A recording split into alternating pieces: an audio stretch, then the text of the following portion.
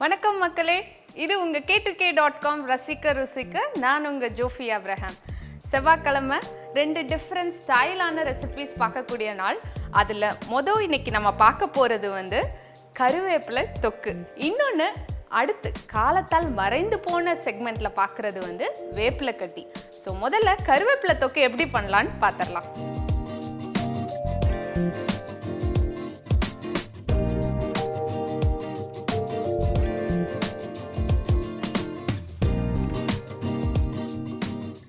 கருவேப்பிலை தொக்கு உங்களுக்கு பேரை கேட்டோன்னே தெரிஞ்சிருக்கும். நிறைய கருவேப்பிலை இதில் ஆட் பண்ணும். கருவேப்பிலை தான் பேஸே. உங்களுக்கே தெரியும் கருவேப்பிலை எவ்வளோ நல்லதுன்னு சொல்லிட்டு. ஸோ அதுக்காக இங்கே கருவேப்பிலை நிறைய எடுத்து வச்சுருக்கேன். இது எப்படின்னா 1 பாட்டில் கருவேப்பிலை தொக்கு நம்ம பண்ணிடலாம். அந்த அளவுக்கு நான் இங்கே கருவேப்பிலை எடுத்து பண்ண போகிறேன். ஸோ ஒரு கடாய் சூட் பண்ணிடலாம். இது வந்து ஒரு ஸ்டாண்டர்ட் ரெசிபி. லைக் அந்த மெஷர்மெண்ட்ஸ்லாம் பர்ஃபெக்டாக போட்டிங்கன்னா நீங்கள் எத்தனை தடவை பண்ணாலும் இந்த தொக்கு அதே மாதிரி வரும். மொதல் விஷயம் நம்ம பண்ண வேண்டியது வந்து எல்லா இன்க்ரீடியன்ட்ஸ், நான் இப்போ லிஸ்ட் பண்ண போகிற இன்க்ரீடியன்ட்ஸ் எல்லாம் ஒவ்வொன்றா ரோஸ்ட் பண்ணி எடுத்து அரைக்க போகிறோம். கடாய் நல்லா சூடாயிருச்சு. நம்ம போட வேண்டியது கடுகு, வெந்தயம். இதை வந்து எண்ணெய் இல்லாமல் ட்ரை ரோஸ்ட் பண்ணி எடுக்க போகிறேன். ஏன்னா எண்ணெய் போட்டிங்கன்னா வெந்தயமும் கடுகும் வந்து ரொம்ப நல்லா ரோஸ்ட் ஆகாது. இதுக்கு வந்து நல்லா ரோஸ்டாக இருக்கணும் கடுகும் வெந்தயமும். ஸோ ட்ரை ரோஸ்ட் பண்ண போகிறேன். கடுகு எவ்வளோ அளவு போடணுன்னா 1 டீஸ்பூன். எப்படின்னா இந்த கடுகு வந்து ஒவ்வொன்றும் தனித்தனியாக வெடிச்சு முடிக்கணும். இப்போ நான் என்ன ஆட் பண்ண போகிறேன்னா ஒரு 1/2 டீஸ்பூன் வெந்தயம். வெந்தயம் வந்து கொஞ்சம் கலர் மாறிடும். அதே மாதிரி அந்த கடுகும் வந்து அந்த டார்க் பிளாக் கலர்லேருந்து அப்படியே லைட் ஆஷ் கலராக மாறும். ஸோ அதளவுக்கு இதை ரோஸ்ட் பண்ண விடணும்.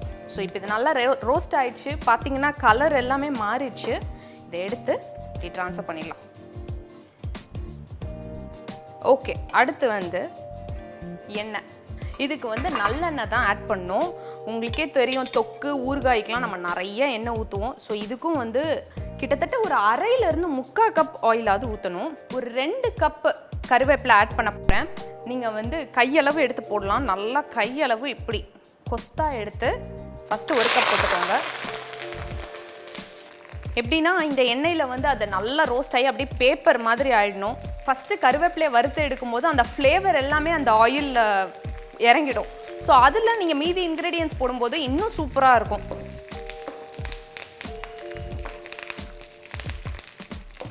ஸோ நல்லா ரோஸ்ட் ஆகிட்டே இருக்குது. ஸோ இதை எடுத்துகிட்டு நான் இன்னொரு பேட்ச் போட்டுடுறேன். நீங்கள் இப்படி ரோஸ்ட் பண்ணுறதுனால உங்களுக்கு அந்த கசப்பு தன்மைலாம் ரொம்ப இருக்காது. அடுத்து நம்ம ஃப்ரை பண்ண வேண்டியது என்னென்னா சில்லிஸ். ரெட் சில்லி இந்த மாதிரி நீல மிளகா வந்துட்டு ஒரு 9லேருந்து 10. நான் சொன்ன 2 கப் கருவேப்பிலைக்கு வந்து ஒரு 9லேருந்து 10 மிளகா போடலாம். ஸோ அதே எண்ணெயில் காஞ்ச மிளகா. ஸோ நம்ம காஞ்ச மிளகாவும் நல்லா வதங்கிருச்சு. எடுத்துடலாம். அடுத்து இதுக்கு சேர்க்க வேண்டிய பருப்பு எல்லாமே ஆட் பண்ணிடலாம். 2 டீஸ்பூன் கடலைப்பருப்பு, அப்புறமா உளுத்தம் பருப்பு ஒரு 3 டீஸ்பூன், ஜீரகம் ஒரு டேபிள் ஸ்பூன் கணக்குக்கு கிட்டத்தட்ட 3 டீஸ்பூன் வந்துடும். ஸோ இதுவும் எல்லாமே நல்லா ரோஸ்ட் ஆகிடட்டும். ஸோ நல்லெண்ணெயிலே பண்ணி ரொம்ப ஹெல்த்தியாக வீட்டில் ஃப்ரெஷ்ஷாக நம்ம செஞ்சு ஸ்டோர் பண்ணிக்கலாம். கொஞ்சம் பருப்பெல்லாம் கலர் மாறணும். ஸோ பருப்பு எல்லாமே கலர் மாற ஆரம்பிச்சிருச்சு. இதை வந்து எண்ணெயை வடிகட்டிட்டு எடுத்துருங்க. ஸோ அதே எண்ணெயில் இன்னும் ஒரே ஒரு இன்க்ரீடியன்ட் நமக்கு பாக்கி, பெருங்காய கட்டி. ஸோ நான் இப்போ ஒரு 2 கட்டி போடுறேன். இப்போ பார்த்தீங்களா அந்த பொறுன்னு பொரிஞ்சு கலரெல்லாம் மாறிட்டு வருது. ஸோ சூப்பராக ரெடி ஆகிட்டு வருது. இங்கே எல்லா இன்க்ரீடியன்ஸும் கூல் ஆகிட்டே இருக்குது. இது ஃபைனல் இன்க்ரீடியன்ட். இதை ஆட் பண்ணிவிட்டு நம்ம திருப்பி இதை நல்லா கூல் பண்ண விட போகிறோம். இப்போ இந்த பெருங்காய கட்டியை வந்து நீங்கள் ரொம்ப நல்லா ஃப்ரை பண்ணலன்னு வச்சுக்கோங்களேன், ஒரு கசப்பு தன்மை அடிக்க ஆரம்பிச்சிடும். ஸோ வந்து நல்லாவே ஃப்ரை பண்ணிக்கோங்க. இன்னும் கொஞ்சம் கலரே வந்து கொஞ்சம் ப்ரௌனிஷ் ஆகணும், அந்தளவுக்கு ஃப்ரை பண்ணிக்கோங்க. ஓகே, பெருங்காய கட்டி நல்லாவே ரோஸ்ட் ஆயிடுச்சு. இதையும் எடுத்துடுறேன். இப்போ இது இப்படியே ஒரு சைட் கூல் ஆகிட்டு இருக்கட்டும். நம்ம வந்து தாளிப்பு பண்ணிடலாம். இதில் இதே எண்ணெயில் கொஞ்சமாக கடுகு, இன்னும் கொஞ்சம் முழு கருவேப்பிலை, அப்புறம் புளி தண்ணி.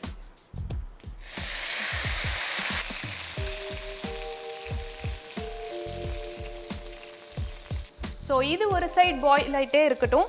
இங்கே நம்ம இன்க்ரீடியன்ஸ் எல்லாமே கொஞ்சம் கூல் ஆகட்டும், அதுக்கப்புறம் அரைச்சிடலாம்.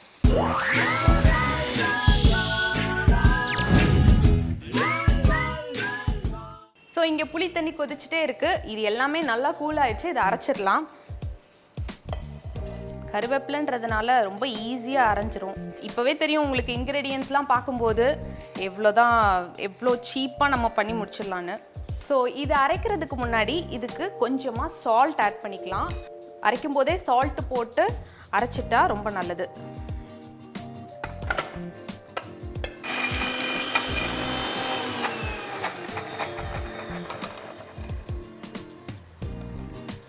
இப்போ ஒரு கோஸ் மிக்ஸாக அரைஞ்சிருச்சு. இந்த சமயத்தில் தான் நம்ம தண்ணி ஆட் பண்ணணும். இப்படி அரைக்கும் போது பண்ணும்போதெல்லாம் முடிஞ்ச அளவுக்கு கைப்படாமல் பார்த்துக்கிட்டிங்கன்னா இதெல்லாம் ரொம்ப நாள் வரும். கொஞ்சமாக தண்ணி விட்டு அரைங்க, இல்லைன்னா ஸ்மூத் பேஸ்ட்டாக வராது உங்களுக்கு.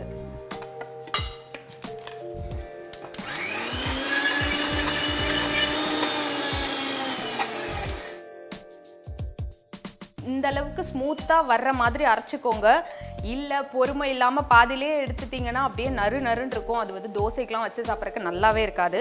ஸோ நம்ம புளியும் நல்லா கொதிச்சு அப்படியே ஒரு திக் மாஸ் ஆயிடுச்சு. இந்த சமயத்தில் இந்த பேஸ்ட்டை ஆட் பண்ணுறேன். கொஞ்சம் தீயை குறைச்சி வச்சுட்டு என்ன பண்ணுங்கள், ஸ்பூன் யூஸ் பண்ணியே பண்ணுங்கள் மேக்ஸிமம்.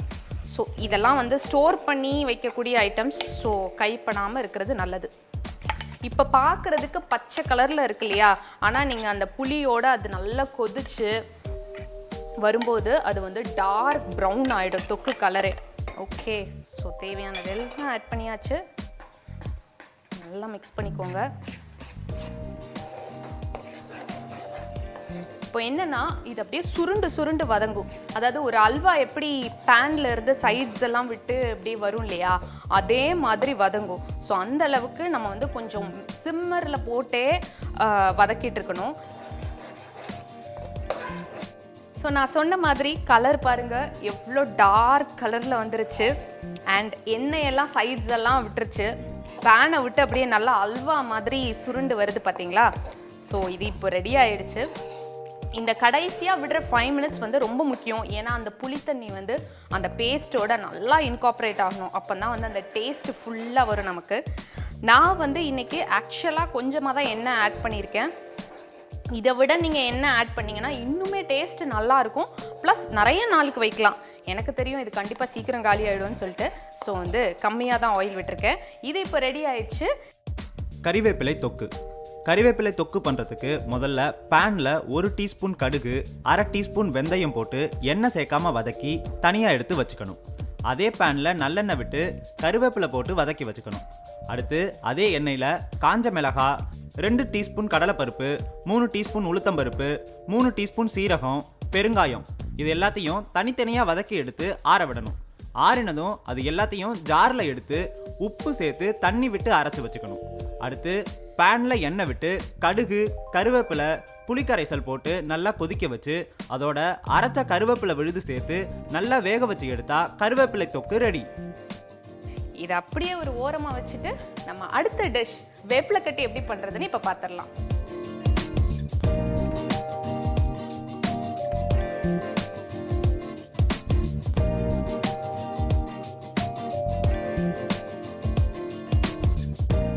சில பேர் வீட்டில் தான் இது வந்து காலத்தால் மறந்து போன டிஷ். ஆனால் நிறைய பேர் வீட்டில் இதை இன்னுமே செஞ்சுட்டு வர்றாங்க. அவ்வளோ ஒரு ஹெல்த்துக்கு ரொம்ப நல்லது. என்னென்னா இதில் வந்து முழுக்க நார்த்தை இலையும் கருவேப்பிலை வச்சு தான் பண்ணுறாங்க. என்னடா இன்னைக்கு வந்து ஸ்பெஷல் எல்லாம் வந்து இப்படி பேக்டு ஃபுட்ஸ் மாதிரி வருதுன்னு பார்க்குறீங்களா?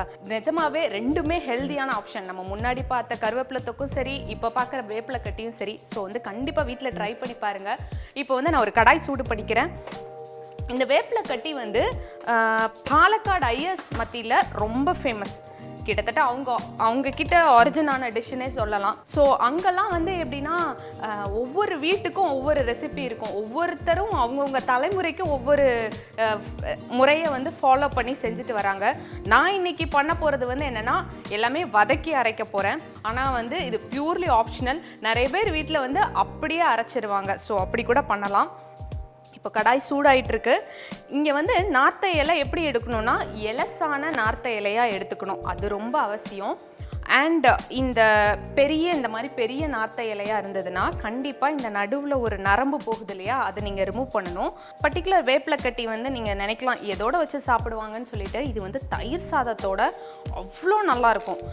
தயிர் சாதம்னு இல்லை, நீங்கள் கொஞ்சம் க்ரியேட்டிவாக போய் தோசை மேலே இந்த வேப்பிலை கட்டிலாம் தூவி வேப்பிலை கட்டி தோசையாக கூட கொடுக்கலாம். பசங்களுக்கெல்லாம் ரொம்ப பிடிக்கும். உங்களுக்கே தெரியும் நார்த்தங்காய் ஊறுகாலாம் வந்து டைஜஷனுக்கு ரொம்ப நல்லது. ஸோ இந்த இலையிலையும் அதே சக்திலாம் இருக்குது.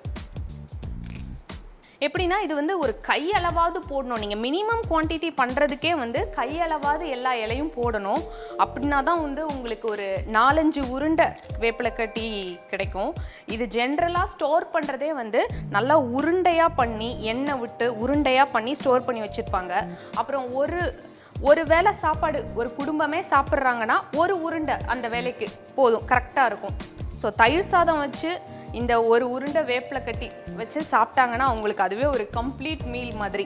ஸோ நம்ம நார்த்த இலையெல்லாம் அந்த நரம்புலாம் எடுத்து வச்சுருக்கேன். ஒரு கையளவு போட்டிங்கன்னா அதுக்கு சரி சமமாக நீங்கள் வந்து கருவேப்பிலையும் ஆட் பண்ணணும். ஸோ இதுவும் ஒரு கையளவு எடுத்துக்கிறேன். இப்போ நம்ம கடாய் சைட் பை சைட் சூடாயிட்டே இருக்குது. இதில் வந்து நல்லெண்ணெய் விட்டுடலாம். ஒவ்வொரு வீட்டில் ஒவ்வொரு மாதிரி பண்ணுவாங்க.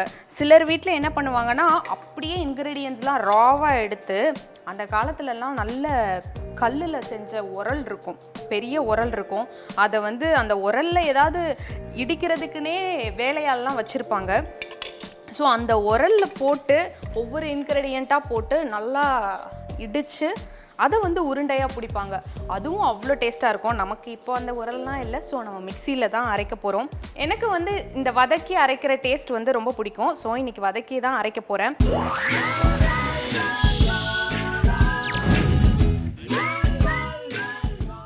ஸோ போட வேண்டிய விஷயம் வந்து இந்த எண்ணெய் சூடானதும் ஒரு டீஸ்பூன்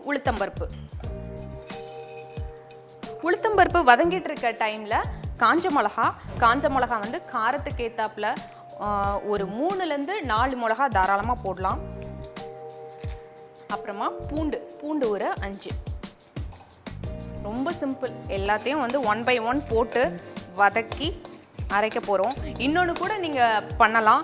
என்னென்னா இந்த இலையெல்லாம் இருக்கு இல்லையா, நல்லா சன்ட்ரை பண்ணணும். நல்லா சூரியன் கீழே வச்சு அப்படி சுருங்கிரும் இலையெல்லாம். அந்த மாதிரி ஸ்டேஜில் இது கூட ஆட் பண்ணி நீங்கள் அரைக்கலாம். இப்போ மழை காலன்றதுனால அதெல்லாம் பாசிபிள் இல்லை. அதனால் நான் வதக்கியே அரைக்க போகிறேன். ஸோ இது வதங்கிட்டு இருக்க சமயத்தில் பெருங்காய பொடி நிறையவே ஆட் பண்ணிக்கோங்க.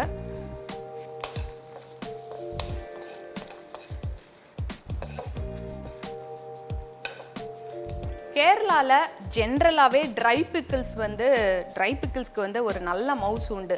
இது வந்து ஒரு வகையான வெஜிடேரியன் ட்ரை பிக்கிள்.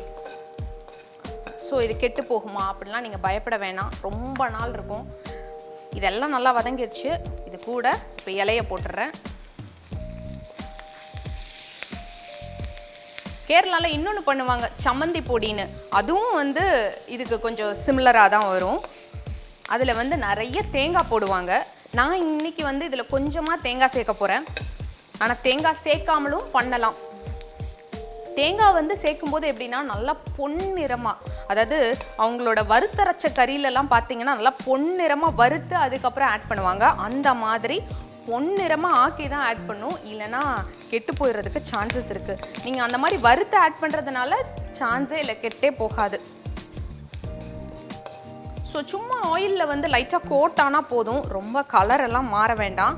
இதை வந்து இப்போ ஒரு பிளேட்டுக்கு ட்ரான்ஸ்ஃபர் பண்ணிடுறேன்.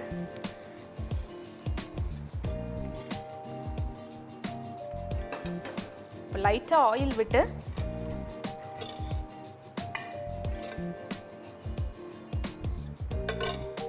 தேங்காய் வந்து இவ்வளோ இதுக்கு வந்து ஒரு 1.5 சில்லு தேங்காய், ரொம்ப வேண்டாம், அதை வந்து இப்படி பொடி பண்ணி வச்சு ஆட் பண்ணியிருக்கேன்.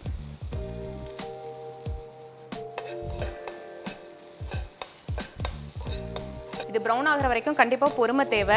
அதுவும் வந்து சிம்மில் வச்சு தான் பண்ணணும், இல்லைனா வந்து தீஞ்சு போயிடும். ஸோ இந்த அளவுக்கு நல்ல பொன்னிறமாக வரணும். ஸோ இப்போ ஆஃப் பண்ணிடுறேன். என்ன பண்ணலான்னா நல்லா கூல் பண்ண விட்டுடலாம், அதுக்கப்புறம் அரைச்சிடலாம். தண்ணி விட்டுலாம் அரைக்க வேண்டாம், கொஞ்சம் கோர்ஸாக இருந்தால் கூட நல்லா தான் இருக்கும். இப்போ இது நல்லாவே கூல் ஆயிடுச்சு, அரைக்க போகிறேன்.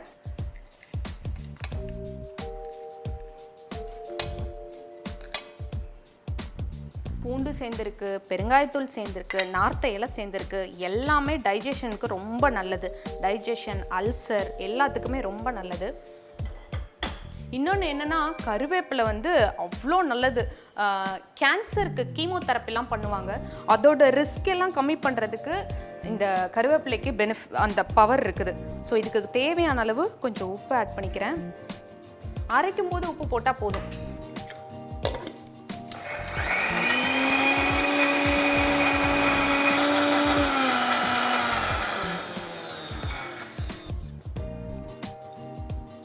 இந்த இலை எல்லாமே கொஞ்சம் மையாயிடுச்சு.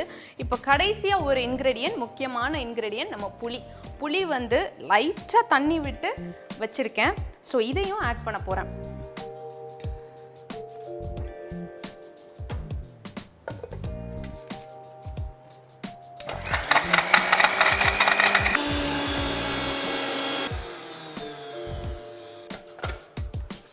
சூப்பர், நம்மளோட வேப்பிலக்கட்டி மிக்ஸ் எல்லாம் ரெடி ஆயிடுச்சு.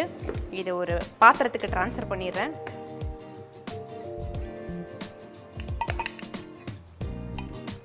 வாசம் அவ்வளோ நல்லா இருக்குது, ஏன்னா நார்த்த இலைன்றதுனால. இதை வந்து நீங்கள் இப்படி பொடியாகவே ஸ்டோர் பண்ணிக்கலாம், இல்லைன்னா நான் சொன்ன மாதிரி உருண்டையாக பிடிச்சிக்கலாம். உருண்டையாக பிடிக்கும்போது கொஞ்சமாக எண்ணெய் விட்டு பிடிச்சிக்கோங்க. ஸோ நான் இப்போ இதை சர்வ் பண்ணிடுறேன். நான் உருண்டை பிடிச்சே வைக்கிறேன். லைட்டாக ஆயில் விட்டுக்கலாம்.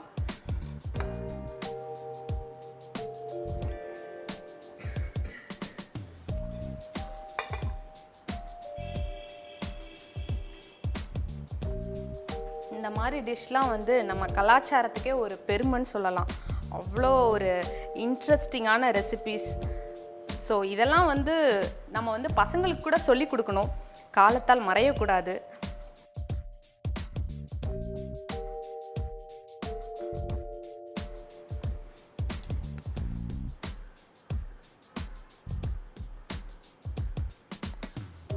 ஓகே, ஸோ பால்ஸாக பிடிச்சாச்சு. வேப்பிலை கட்டி பண்ணுறதுக்கு பேனில் நல்லெண்ணெய் விட்டு 1 டீஸ்பூன் உளுத்தம்பருப்பு, காஞ்ச மிளகாய், பூண்டு, பெருங்காயத்தூள், காம்பு எடுத்த நார்த்தங்காய் இலை, கருவேப்பிலை போட்டு வதக்கி ஆற விடணும். அடுத்து ஒரு கடாயில் எண்ணெய் விட்டு தேங்காய் துருவல் போட்டு நல்லா வதக்கி எடுத்து வச்சிடணும். இப்போது ஆற வச்ச நார்த்தம் இலையையும் வதக்கின தேங்காய் துருவலையும் சேர்த்து உப்பு போட்டு மிக்சியில் அரைக்கணும். அரைக்கும் போதே அதோட புளிக்கரைசல் சேர்த்து அரைச்சி எடுத்தா வேப்பிலை கட்டி ரெடி. இப்போ நம்ம முன்னாடி பண்ண கருவேப்பிலை தொக்கு அதையும் சர்வ் பண்ணிடலாம்.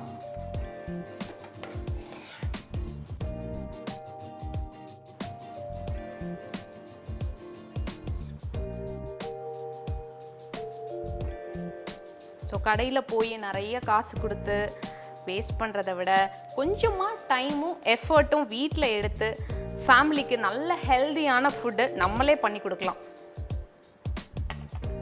ஸோ இந்த வார ஸ்பெஷலாக 2 பேக் ஃபுட்ஸ் எப்படி பண்ணலான்னு பார்த்தோம்.